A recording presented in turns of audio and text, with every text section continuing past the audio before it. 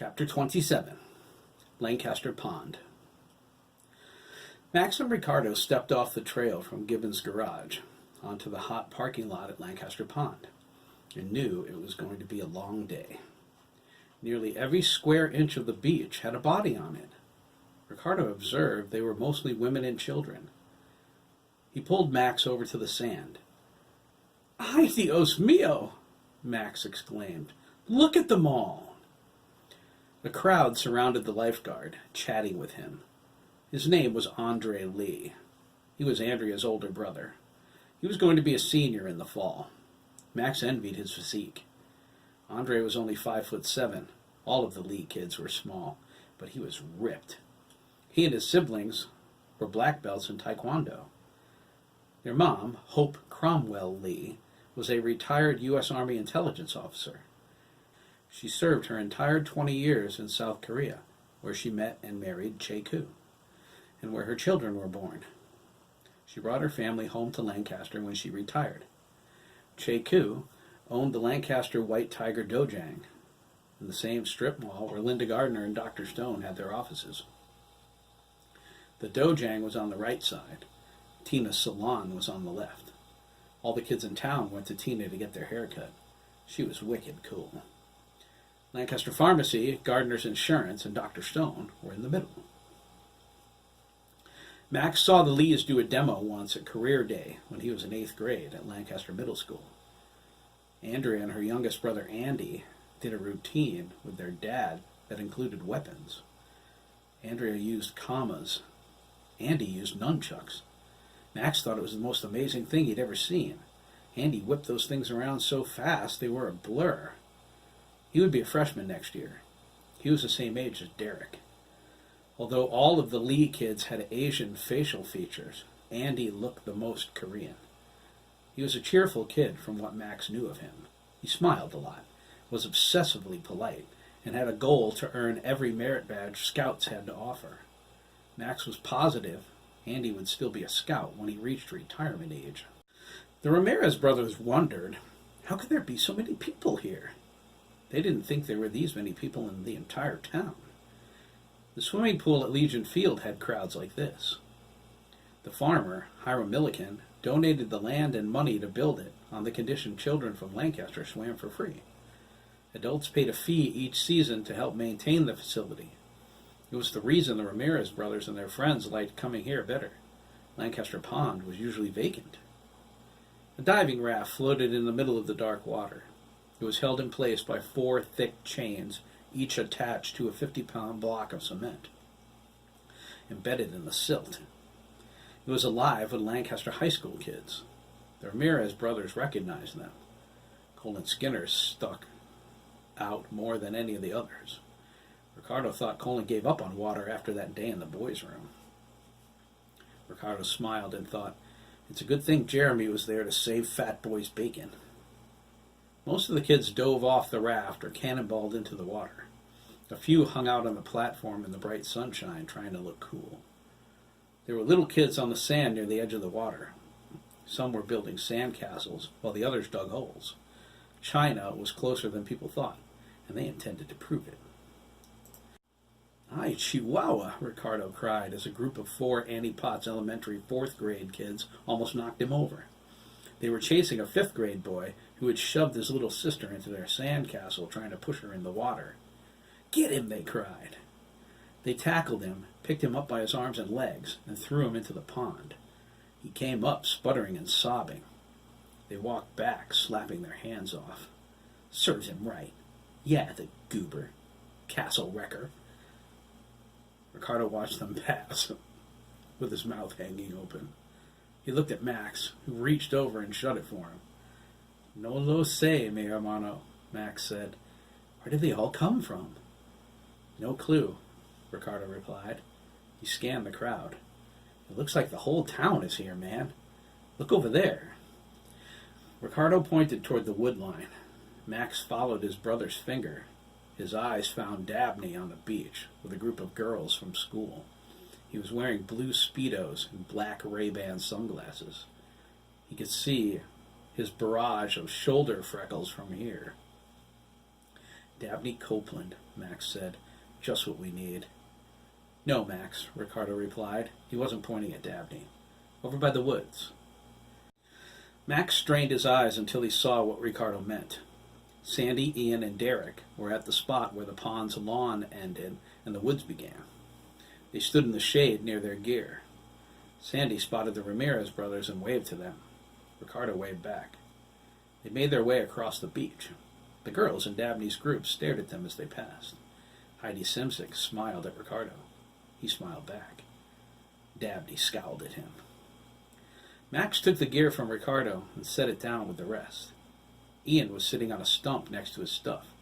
He had his chin in his hands and a scowl on his face. Max backhanded him on the shoulder.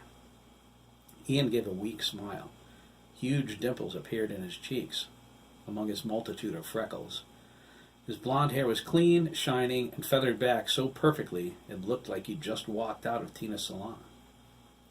Max stooped over and asked, "Who pissed in your Wheaties, Ian?" "Sandy's being a jerk," Ian grumbled. "Shut up, you wuss," Sandy said.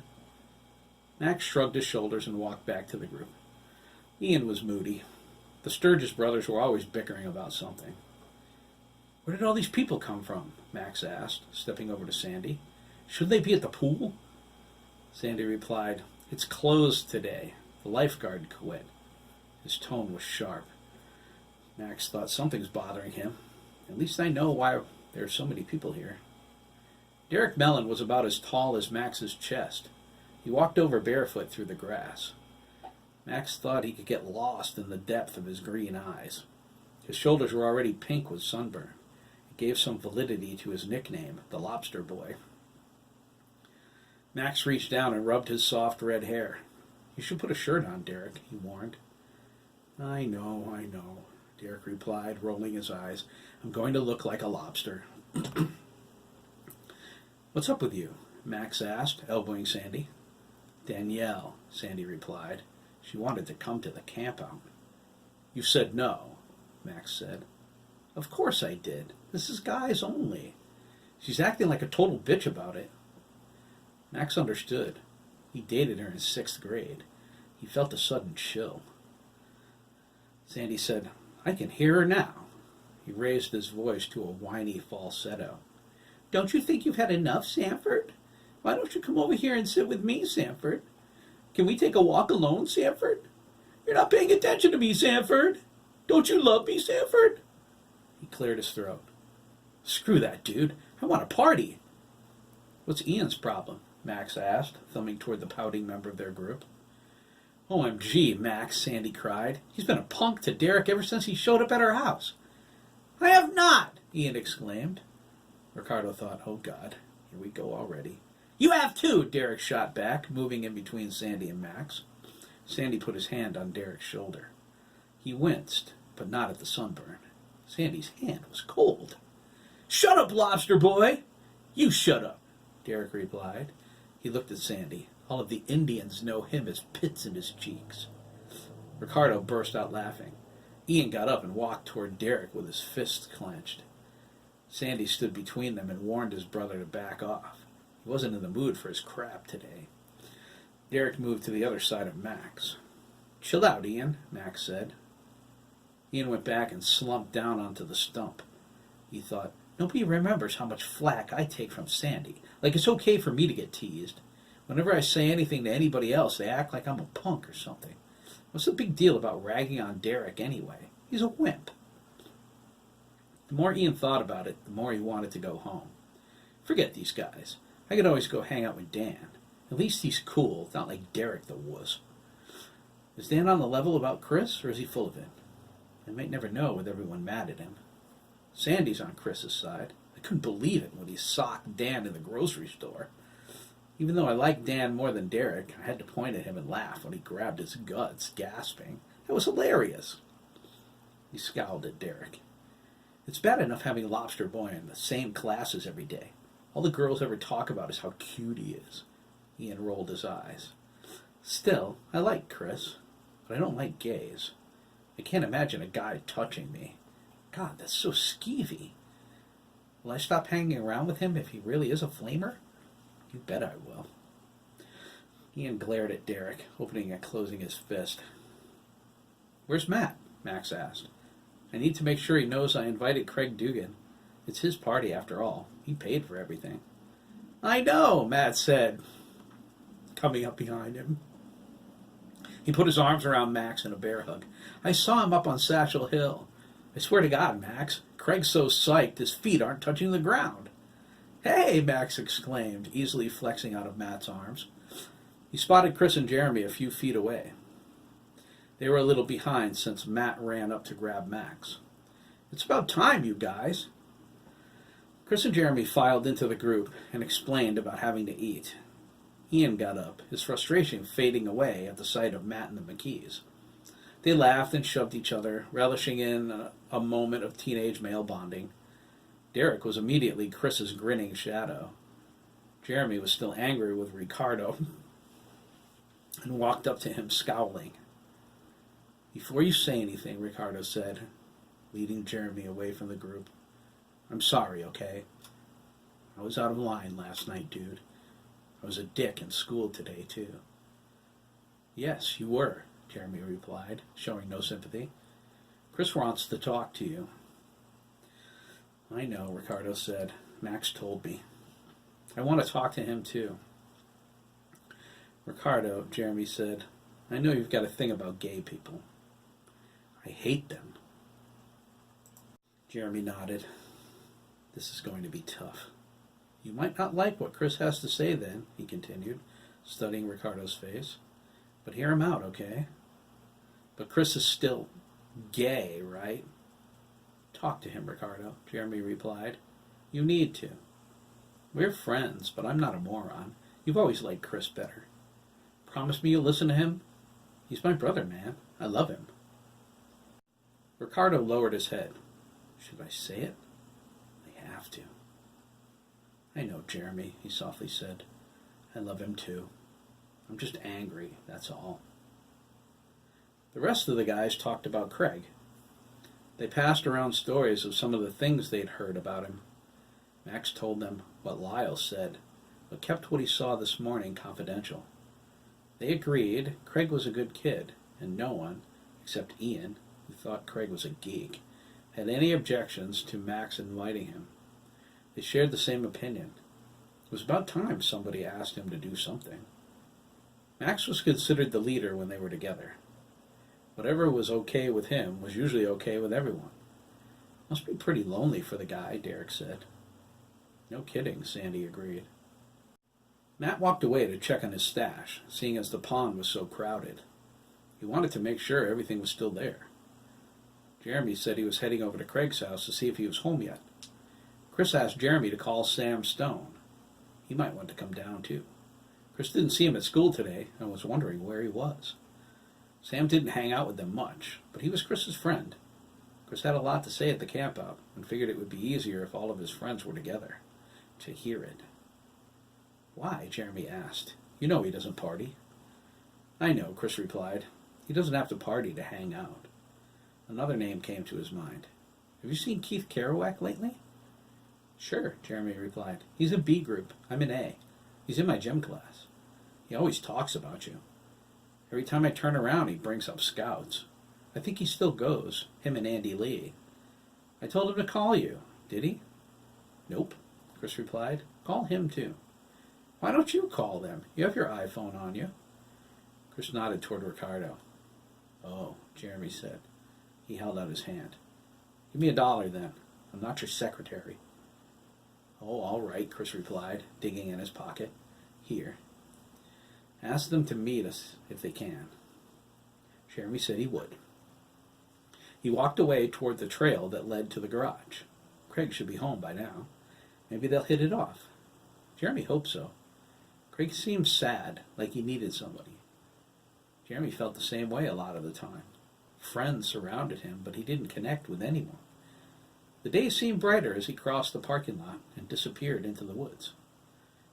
"Hey, Chris," Ian said, poking him in the side. "We don't have to set up tents yet, do we?" Chris looked at Max, who shook his head. Chris agreed. There was plenty of time for that. Besides, there were too many people around, and a lot of them were from school. No need to lead the whole town to their campsite. The booze supply wasn't unlimited. Good, Ian smiled. His dimples split his cheeks in two. I want to go swimming. Me too, Derek agreed. Ian said, come on then, lobster boy. Chris pulled Sandy aside and thanked him for sticking up for him with Dan. He was glad for friends like him. Sandy didn't even ask if it was true or not. You don't have to thank me, Chris, Sandy replied, patting him on the back. I couldn't care less if you were gay. You're my friend. I'm glad, Sanford. I feel the same way. Besides, Sandy grinned, what happens if Danielle isn't around come prom time? I'm going to need a date. He held his chin and looked Chris over. He nodded. You look pretty good in a gown. I could do worse than you, McKee. Come on, Sandy, Max called from the edge of the pond. Let's hit the water. Chris silently thanked Max. He knew what he was doing. Sandy shuffled away, leaving Chris alone with Ricardo. They stood in the shade facing each other. They were both worried about this moment. Chris didn't want to lose one of his closest friends over his natural sexual preference, but no real friend would walk away for something like that. Ricardo felt torn between his memories and what he felt for Chris. He feared this conversation. He knew it would be the deciding factor over which of the two was stronger. I'd like to talk to you, Ricardo, Chris said, placing a hand on his shoulder. Ricardo backed away from his touch. Fine, he replied. Not here. Let's take a walk somewhere. Nat returned from checking on the cooler. It was still there. He didn't know what time Phil dropped it off, but he was smart enough to camouflage it beneath some bushy pine tree limbs. Matt felt a flash of panic when he couldn't find it at first, but after a few moments of poking around, he spotted its edge. Phil stuffed the red and white monstrosity with cans of Budweiser and a quart bottle of blackberry brandy packed in ice. Matt winced, feeling a slight pain in his wallet. He would probably have to ask someone to help him pay for everything when it came time to reimburse Phil. Chris would, he was sure, and so would Max and Ricardo. The only other person with a job right now was Craig, but Matt decided not to ask him. This was his first time hanging out with them. It wasn't much, but it was a kind gesture. A few of those might make him feel at home. Well, not at home, Matt thought. He snapped his tongue. You know what I mean. He was about to call out to Chris and Ricardo, who were walking out into the woods, when Max put his cold, wet hand on his shoulder. Matt jumped a little and spun around, smiling. Max waved no with his forefinger. Matt cocked his head, puzzled. Let them go, Matt, Max said. Mi hermano's got a problem with gay people. Hopefully Chris can, let's straighten him out. Oh, right, Matt replied, embarrassed. Where's my head? Max said, Ven, mi amigo, metete al agua. Huh? Matt asked, having flunked Spanish 1. Max got behind him and pushed him toward the pond. Matt tried to dig in his heels, but it was too late. He was off balance. Get in the water! Ian, Derek, and Sandy were on the shore laughing as Matt pinwheeled into the pond. Matt wore a happy look of shock as he went under the water. He swam over to the diving platform. Max followed him. Sandy walked to the edge, intending to join them. Derek and Ian were right behind him. Matt and Max cleared a group of middle school kids off the platform. It's amazing how fast Colin Skinner vanished, Sandy thought. Before he could jump into the pond, someone called his name. Sandy cringed. The tone was like fingernails on a blackboard to him. Sturgis! Dabney called again. It sounded like a command. Sandy walked over to him. Ian and Derek shrugged at each other and followed. What's your problem, Copeland? Sandy asked. Heidi winked at him. Sandy nodded. She was friends with Danielle.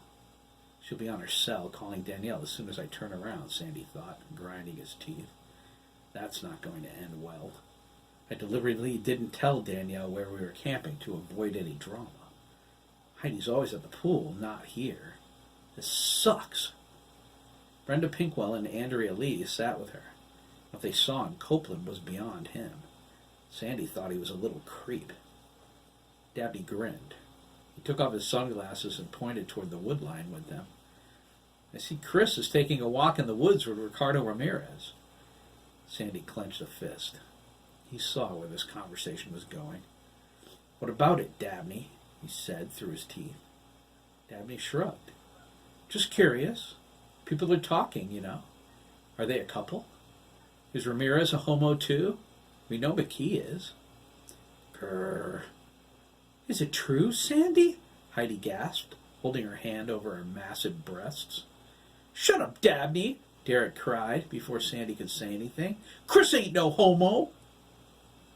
Dabney stood up and got in Derek's face. Derek stood his ground, but Sandy took charge, shoving Dabney away with one hand. Dabney stumbled back, planted his feet, and stormed up to Sandy. Touch me again, Sturgis, Dabney said, his finger in Sandy's face, and you'll wish you were never born. What are you going to do about it, wimp? Sandy growled, snatching his finger in his fist. Sue me? Max was about to do a flip off the diving platform when Matt grabbed his arm. He pointed toward the shore. Sandy had Dabney's finger, twisting it back. Dabney was almost on his knees. Max looked at Matt, and they dove into the water, swimming toward the shore. Sandy let go of his finger with a jerk. Dabney exploded. You screwed up big time, Sturgis. Nobody touches me. Then don't talk about Chris like that, Dabney, Derek yelled. Dabney looked at him like he was crazy. Screw you, Melon. Your brother's the one telling everybody Chris is gay. What's the matter, lobster boy? Doesn't anyone in your retarded-ass family tell you anything? Or are you really just as dumb as you look? Dye the hair too, bozo the clown wannabe. Derek's face turned scarlet. His eyes narrowed to slits. What are you talking about? I'm talking about what Dan told me, Dabney replied, his grin returning. Chris told him he was gay. It makes me wonder how many more of you losers are. He gestured at Derek with his chin. You look like a little fag, to be honest. What about it, Melon? Are you McKee's little ginger butt buddy? Matt and Max came out of the water near the shore. Max swished his flat top out with his hands. Matt shook his long blonde hair like a dog. They were worried Sandy might be having a problem with Dabney. Their vision cleared. They looked over toward the guys in time to see Derek, his eyes blazing, draw back his fist and punch Dabney in the face.